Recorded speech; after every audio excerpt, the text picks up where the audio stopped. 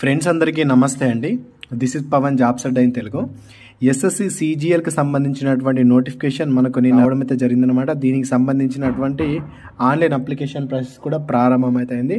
అయితే ప్రజెంట్ మీకు ఈ వీడియోలో ఈ యొక్క నోటిఫికేషన్కి మీరు ఏ విధంగా అప్లై చేయాల్సి ఉంటుంది అనే దాని గురించి అయితే మీకు క్లియర్ కట్గా చెప్తాను. దాంతోపాటు నోటిఫికేషన్ గురించి కూడా కొంత సమాచారం కూడా మీకు అయితే చెప్పడం అయితే జరుగుతుందన్నమాట. సో మీరు ఏం చేస్తారంటే మీకు డిస్క్రిప్షన్లో నేను ఒక లింక్ని అయితే ప్రొవైడ్ చేశాను. డైరెక్ట్గా మీరు ఆ లింక్ మీద క్లిక్ చేయండి. మీరు అక్కడ క్లిక్ చేయగానే మీకు ఈ విధంగా ఎస్ఎస్సి సిజిఎల్ అని చెప్పేసి ఒక నోటిఫికేషన్ ఈ విధంగా కనిపిస్తుంది. దాని మీద క్లిక్ అయితే చేయండి. మీరు అక్కడ క్లిక్ చేయగానే మీకు ఈ రకంగా అయితే ఓపెన్ అవుతుందన్నమాట. సో మీరు ఇక్కడ చూసుకున్నట్లయితే దీని గురించి అయితే పూర్తి సమాచారం అంతా ఉంటుంది. దీనికి సంబంధించినటువంటి ముఖ్యమైన తేదీలు చూసుకున్నట్లయితే 24 జూన్ నుంచి అప్లికేషన్ అయితే స్టార్ట్ అయింది. లాస్ట్ డేట్ వచ్చేసి 24 జూలై వరకు మీరు అప్లై చేసుకునే అవకాశం అయితే ఉంటుంది. మీరు అప్లై చేసేటప్పుడు ఏమైనా మిస్టేక్ చేస్తే కనుక దాన్ని రెక్టిఫై చేసుకోవడానికి కూడా వాళ్ళ అవకాశం కూడా ఇచ్చారు. ఇది ఆగస్టు 10, 11 2 రోజుల వరకు అయితే ఛాన్స్ ఉంటుంది. నెక్స్ట్ అంటే ఆగస్టులో అన్నమాట. అప్లికేషన్ అయిపోయిన తర్వాత ఆగస్టులో వీళ్ళు 10, 11 2 రోజులు మీరు ఏమైనా తప్పులు చేస్తే కనుక దాన్ని సవరించుకోండి అని చెప్పి ఛాయిసెస్ ఇస్తారు. అయితే దీనికి సంబంధించినటువంటి టైర్ 1 ఎగ్జామ్ వచ్చేసి సెప్టెంబర్, అక్టోబర్లో కండక్ట్ చేస్తామని చెప్పేసి వాళ్ళు నోటిఫికేషన్లో మెన్షన్ చేశారు. అదేవిధంగా టైర్ 2 ఎగ్జామ్ వచ్చేసి డిసెంబర్లో కండక్ట్ చేస్తామని చెప్పేసి వాళ్ళు ఇక్కడ చెప్పడం అయితే జరిగిందనమాట. దీనికి అప్లై చేసేటప్పుడు అప్లికేషన్ ఫీజు కూడా ఉంటుంది. జనరల్ వాళ్ళకి, ఓబీసీ వాళ్ళకి, ఎకనామికల్లీ వీకర్ సెక్షన్ వాళ్ళకి 100 రూపాయలు, మిగతా వాళ్ళందరికీ ఎటువంటి ఫీజు అయితే ఉండదు. మీరు అప్లై చేసేటప్పుడే దీన్ని పే చేయాల్సి అయితే ఉంటుంది. దీనికి సంబంధించినటువంటి ఏజ్ లిమిట్ కానీ మిగతా విషయాలని మీరైతే ఇక్కడ చూసుకోవచ్చు అనమాట. దీని గురించి పూర్తి సమాచారాన్ని నేను ఇక్కడ మెన్షన్ అయితే చేశాను. మొత్తంగా వేకెన్సీస్ కనుక చూసుకున్నట్లయితే 17,727 వేకెన్సీస్. ఈసారి అద్భుతమైనటువంటి వేకెన్సీస్ అయితే మనకు ఉండడం అయితే జరిగిందనమాట. ఇందులో రకరకాల పోస్టులు ఉన్నాయండి. అసిస్టెంట్ సెక్షన్ ఆఫీసర్ అని, అదేవిధంగా అది ఏ డిపార్ట్మెంట్లో, సెంట్రల్ సెక్రటేరియట్ సర్వీస్ సంబంధించినటువంటి డిపార్ట్మెంట్లో ఈ యొక్క పోస్ట్ ఉంటుంది. దీన్ని గ్రూప్ బి పోస్ట్ కిందికి పరిగణిస్తారు. దీనికి ఏజ్ లిమిట్ వచ్చేసి 20 నుంచి 30 సంవత్సరాలు. ఇట్లా మరి మొత్తంగా మనకి ఎన్ని వేకెన్సీస్ ఉన్నాయి, ఎక్కడెక్కడ పోస్టులు ఉన్నాయని చెప్పేసి మీరు ఇక్కడ జనరల్గా చూసుకోండి. సబ్ ఇన్స్పెక్టర్ అని చెప్పేసి ఉంది. ఇది వచ్చేసి సెంట్రల్ బ్యూరో ఆఫ్ ఇన్వెస్టిగేషన్ అంటే సిబిఐ ఉంటుంది కదా, అందులో దానికి సంబంధించినటువంటి పోస్టు. ఇది కూడా గ్రూప్ బికి సంబంధించింది. దీనికి ఏజ్ లిమిట్ వచ్చేసి 20 నుంచి 30 సంవత్సరాల వరకు అయితే ఉంటుంది.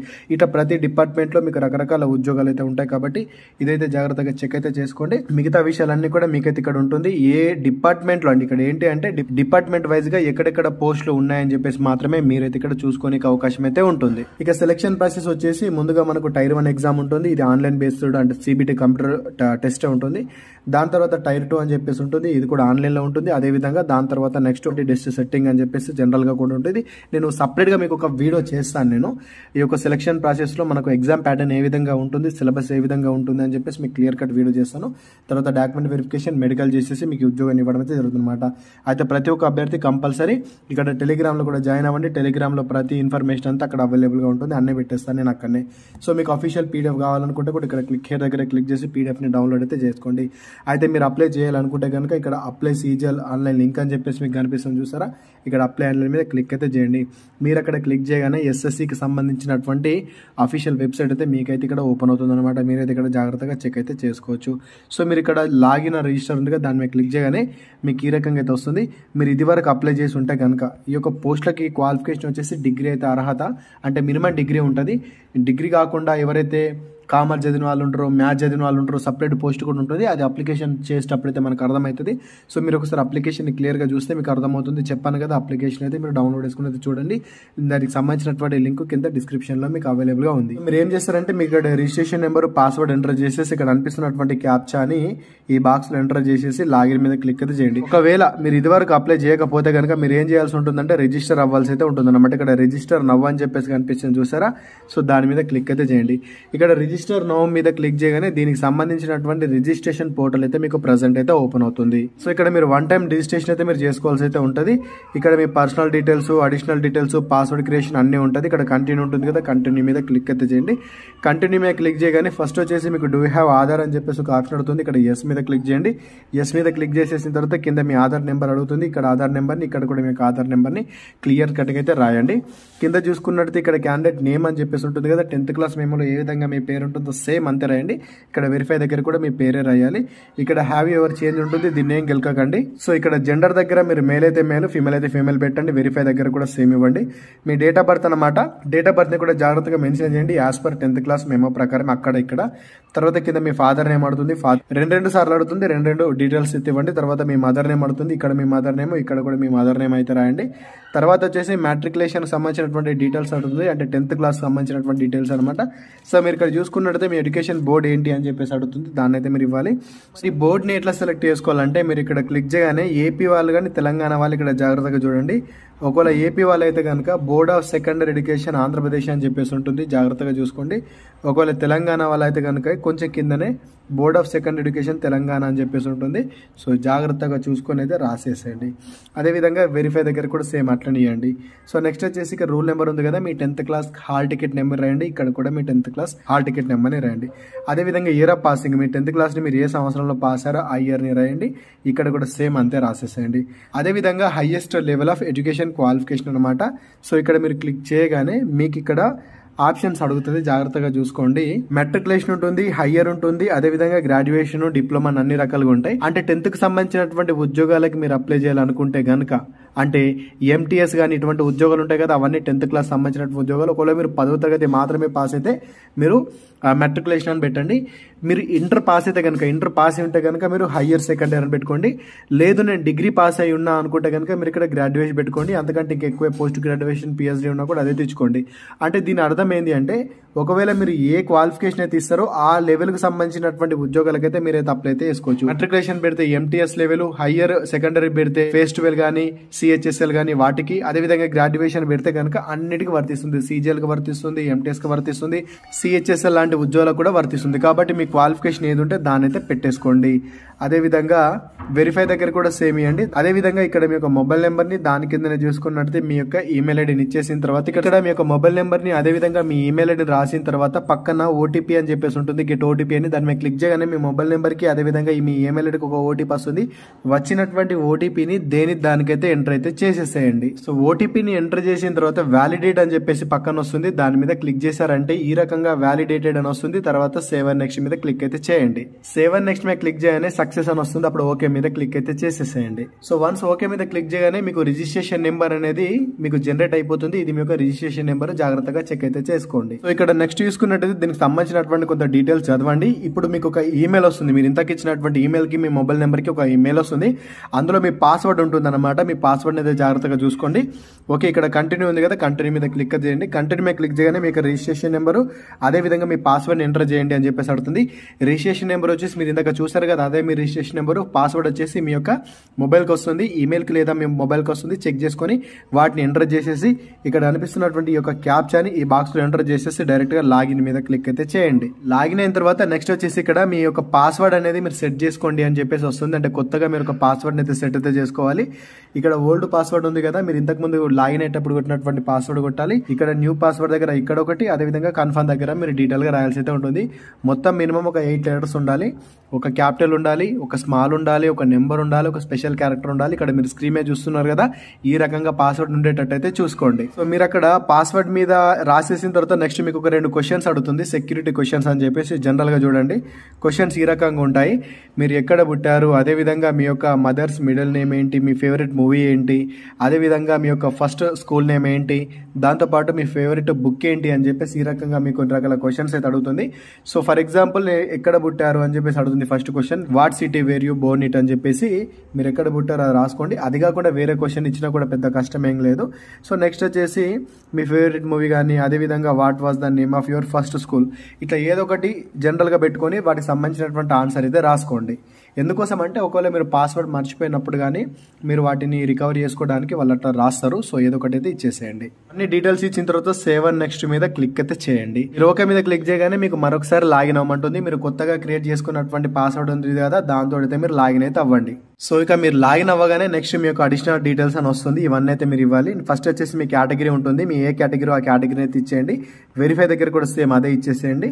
అదేవిధంగా నేషనాలిటీ దగ్గర మీరు ఇక్కడ ఏం చేస్తారంటే ఇక్కడ సిటిజన్ ఆఫ్ ఇండియా అని ఉంటుంది, దాని మీద క్లిక్ అయితే చేయండి. దాని తర్వాత నెక్స్ట్ చూసుకున్నట్టయితే విజిబుల్ ఐడెంటిఫికేషన్ మార్క్స్ అని చెప్పేసి ఉంది కదా, 10th క్లాస్ మెమో మీద చూడండి మీకు ఎక్కడ పుట్టుమచ్చ ఉంది అని చెప్పేసి ఉంటుంది. ఏం లేకపోతే కనుక నో మార్క్ అని చెప్పేసి అయితే రాసేసేయండి. అదేవిధంగా నెక్స్ట్ వచ్చేసి మీరు ఫిజికల్లీ హ్యాండిక్యాప్డ్ అని చెప్పేసి అడుగుతుంది. ఒకవేళ మీరు ఫిజికల్లీ హ్యాండిక్యాప్డ్ అయితే ఎస్ మీద క్లిక్ చేసి అది ఏ టైప్ ఉందో అని చెప్పేసి రాయండి, ఏం లేకపోతే నోనే పెట్టేసేయండి. అదేవిధంగా నెక్స్ట్ చూసుకున్నట్టయితే మీ పర్మనెంట్ అడ్రస్ అన్నమాట.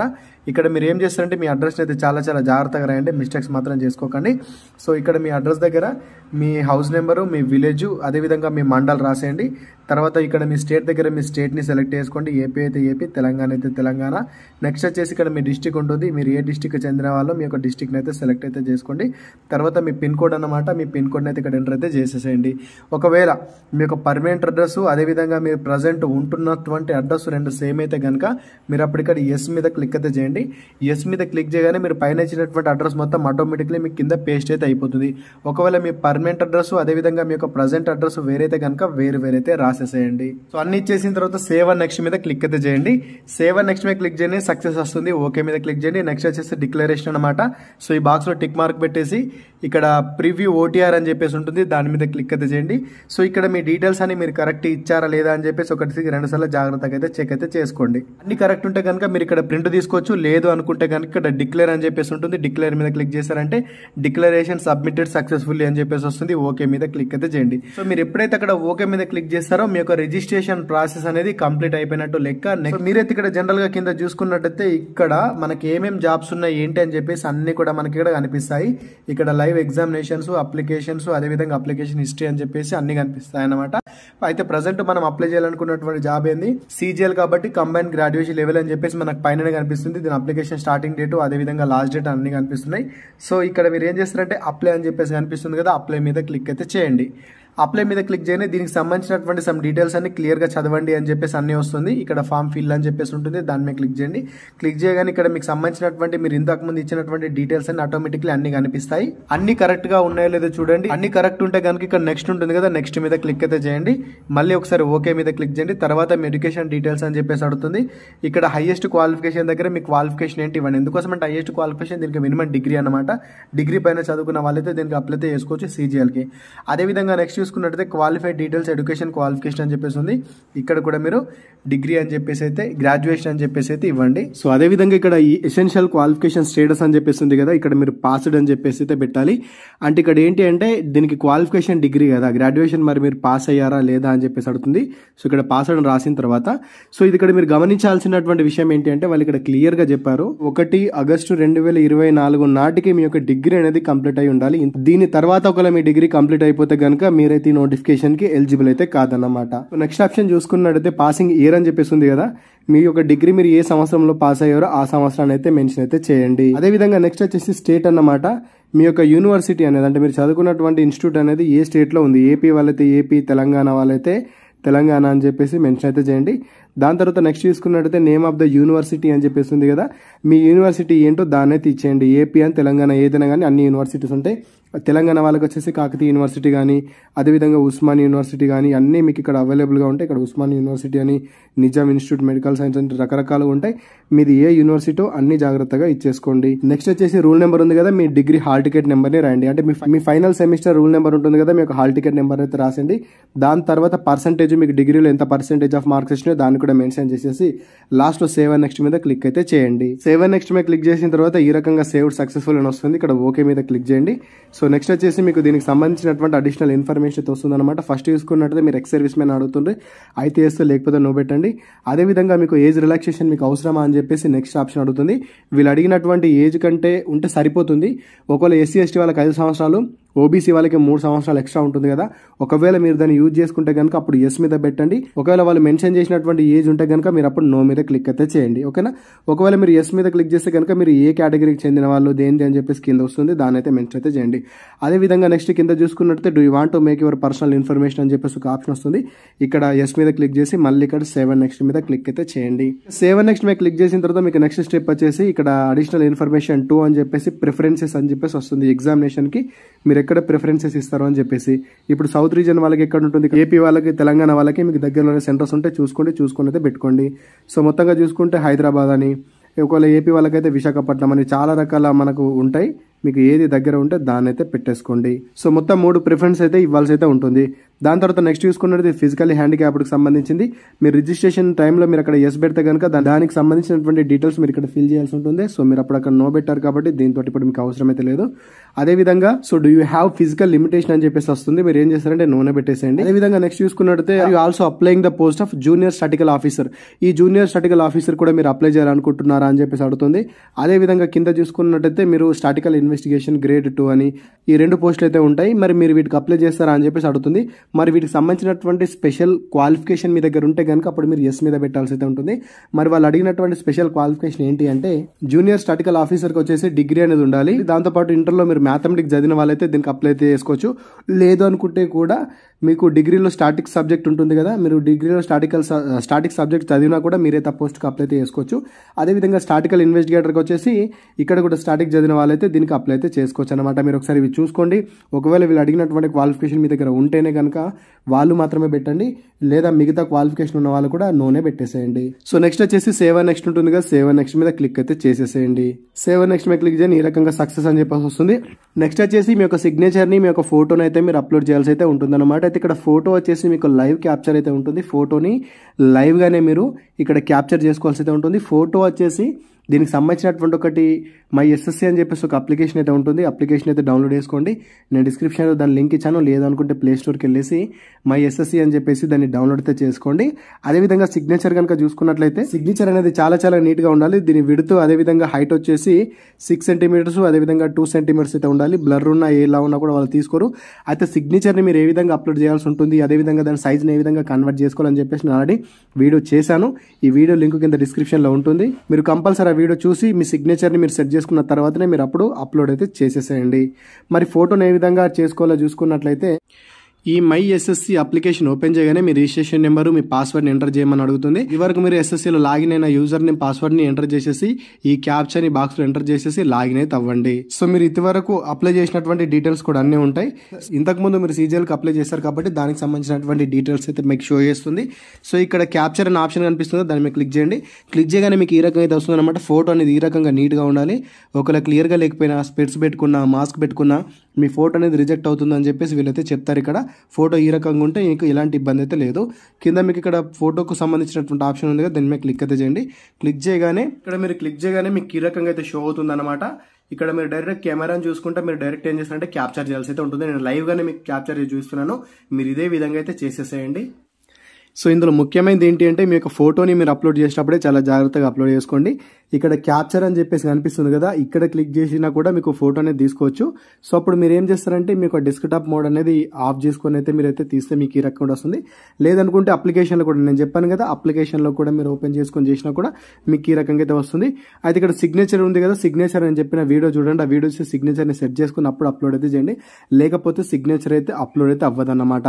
సో కాబట్టి ఈ వీడియో చూసిన తర్వాత సిగ్నేచర్ని సెట్ చేసుకొని అంటే సైజ్ పరంగా సెట్ చేసుకున్న తర్వాతనే అప్పుడు మీరు అప్లోడ్ అయితే చేసుకోండి. సో తర్వాత సేవ్ నెక్స్ట్ మీద క్లిక్ అయితే చేయండి. సేవ్ నెక్స్ట్ మీద క్లిక్ చేయండి, ఈ రకంగా వస్తుంది. ఓకే మీద క్లిక్ అయితే చేసుకోండి. అదేవిధంగా నెక్స్ట్ చూసుకున్నట్లయితే ప్రివ్యూ ఫామ్ అని చెప్పేసి మనకి డీటెయిల్స్ అని కనిపిస్తాయి. మీరు ఇంతకు ముందు ఇచ్చిన డీటెయిల్స్ అని కరెక్ట్ ఉన్నాయా లేదా అని చెప్పి జాగ్రత్తగా చూసుకోండి. అన్ని జాగ్రత్తగా చూసుకున్న తర్వాత ఇక్కడ మీకు సేవ్ నెక్స్ట్ ఉంటుంది, దాని మీద క్లిక్ అయితే చేయండి.